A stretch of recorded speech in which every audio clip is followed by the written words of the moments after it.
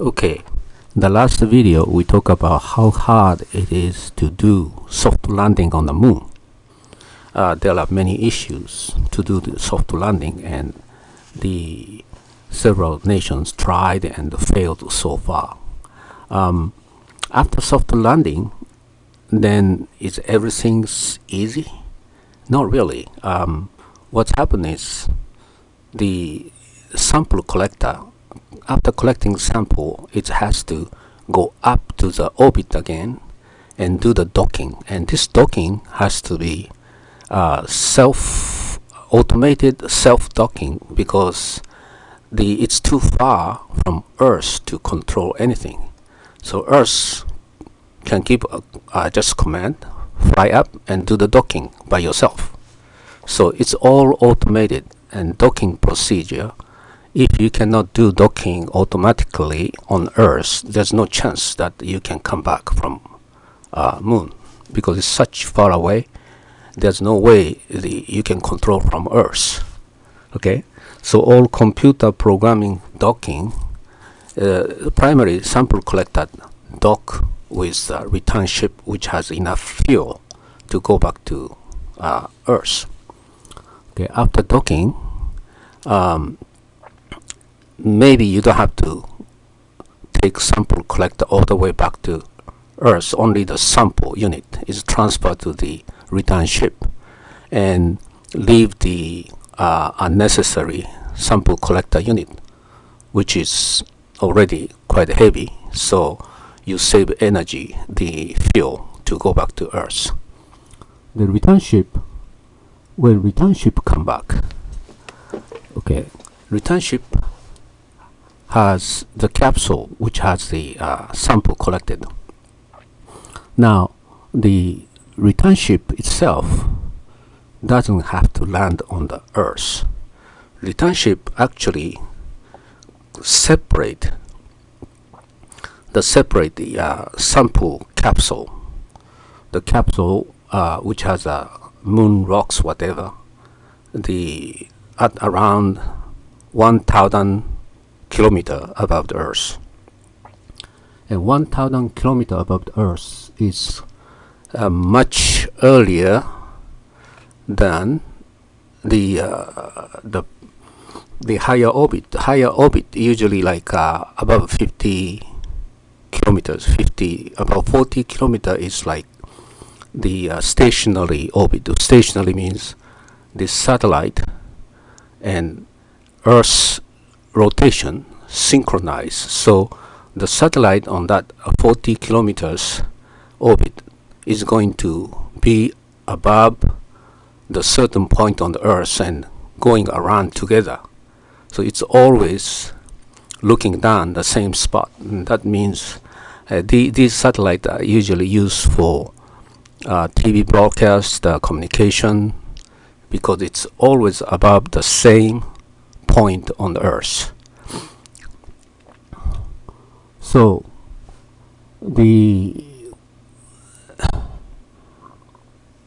there is an atmosphere. We have to consider the atmosphere effect. The atmosphere, it's one, the pressure is 1 hectopascal. Then it's going to reduce by exponential curve, and about 50 kilometers. Usually the satellite is 40 kilometers. This satellite is a geosynchronous satellite, has some atmosphere here. So actually it's not going around Earth forever. Slowly over the time, because of the atmospheric friction, it's going to lose energy and come down slowly. So occasionally you have to burn some tiny engine to move it up and adjust the position. So there is a certain amount of atmosphere. The atmospheric entry, officially is considered as common line. Common line is altitude 100 kilometer. 100 kilometer is, so this is a 50. The way above 100 kilometers, there is some amount of atmosphere. So the atmosphere effect is also consideration when you come back to the Earth. So as I said, like 1,000 kilometer above Earth, the way above this one, the return ship separate the capsule, and the capsule go to the Earth, right? Now this speed is about 40 Mach 40. It's way too fast. This is like asteroid speed. The reason is Earth pull return ship over the distance from the neutral point between Earth and Sun, Earth and Moon, and speed increased to up to here. And what happened to the asteroid? Asteroid burn in the atmosphere, right? Because it's too fast. It's coming down too fast. So if you just go straight up here, then it's too fast.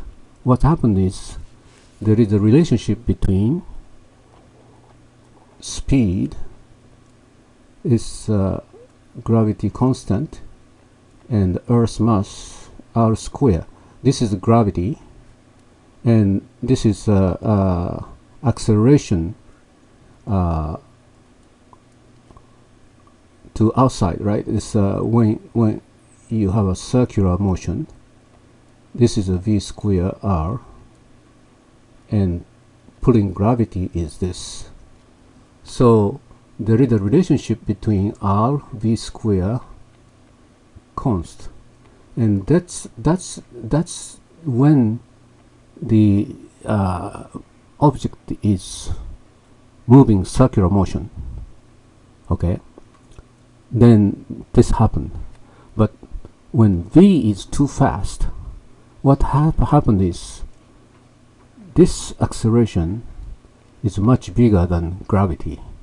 So when it's come to the Earth, we use the last Chinese Chen E5. It came back with a sample, how it's came to the Earth. Here it's like a 40 Mach 40 speed, too fast. So what's happened is when the speed is just right, then you're supposed to be able to get into the orbit, circular orbit. When speed is too fast, it's going to deviate. Initially it's go to the slightly Earth because gravity, but it's deviate, and it's try to make the ellipsis. It's depend on how fast v is. This ellipsis orbit is going to be very long or very short. That's depend. So you have to calculate, see how much, and also you are well within, when you come to 60, the atmosphere. So there is some amount of atmosphere effect. So when this goes elliptic orbit, and it's not too far, because if you go too far, like, you know, the 1 month later it's come back, that ridiculous elliptic orbit. So it's come back, and during this period, within the atmosphere, there's some amount of atmosphere. Okay, it's slowed down. V slow down, and when it's come back, then getting to this orbit and directly descend to the target area. So what's happened is this V has to be exact speed, otherwise it's go too far, then you never land at the intended area. But if you, for Chinese Chang'e 5, it's a Gobi Desert. If it's past the Gobi Desert, it may go to the Everest mountain area, and its capsule is lost. Almost impossible to search. If this V and this height, this is the equation, is too close, then it doesn't slow down enough, and heat generated by atmosphere, it's bring the heat, the temperature very high. When human is on board, this heat is gonna kill people, right? And how do you slow down? Because of the Earth's gravity pulling return ship all the way from near moon, it's just keep accelerating to almost same speed as asteroid. Now how do you reduce? The one way is to skip once, go back the distance wise, go back to about 110 kilometers and come down, and during this period you lose speed, and speed is get less, then you can get into the orbit, and immediately from this orbit location you initiate the descent and come down to the designated location. Okay, so when you look at this capsule, usually it's badly burned outside. Outside get very high temperature, but because they use a tile, those heat resistance material for capsule, the inside still okay, maintain the normal temperature, but outside it's burned like black colors usually. It's because of the heat generated. But this kind of bouncing to slow down method was used in Chang'e 5. Actually, China did this technology verification in Chang'e 5B test flight, and Chang'e 5 successfully brought the sample back to Earth. This kind of method, returning method, is nowhere mentioned in Apollo. Engineer didn't even go to that point that we have to worry about how to come back. If you just directly come into the orbit, it's going to be very low orbit, right? Because if speed is so high, it's going to the low orbit, and it's become like heat resistance.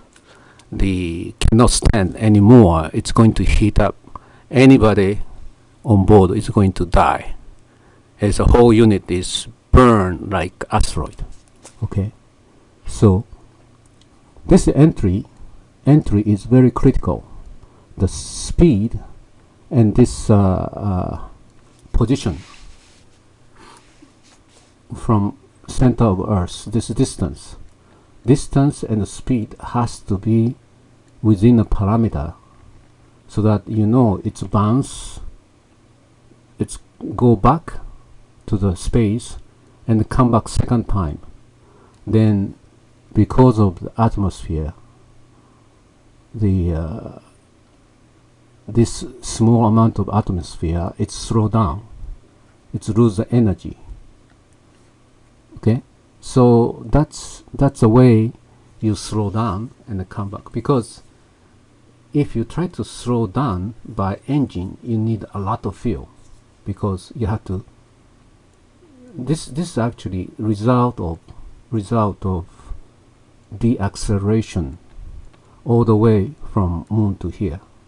So you need a lot of energy to deaccelerate, actually, not accelerate. Acceleration energy. The return you need energy from moon to Earth. There is a neutral point, means the gravity is equal. Up to this point, you need energy, the engine power to reach here. Once you go over here, then the Earth's gravity is gonna speed up gradually, and it's speed up too much, so all the return ship energy is used to deaccelerate, and all the way you deaccelerate still has Mach 40. It's almost like slow asteroid, and usually asteroid rock is gonna burn in the air. And so in order to avoid the same fate of the asteroid, you have to bounce back and slow down during this process.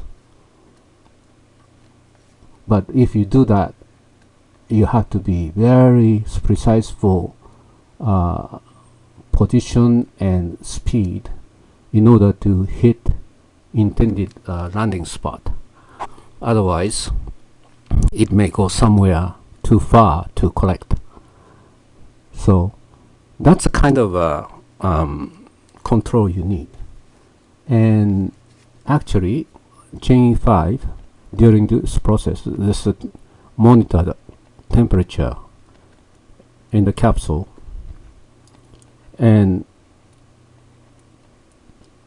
they got the result that human can survive in this method of returning.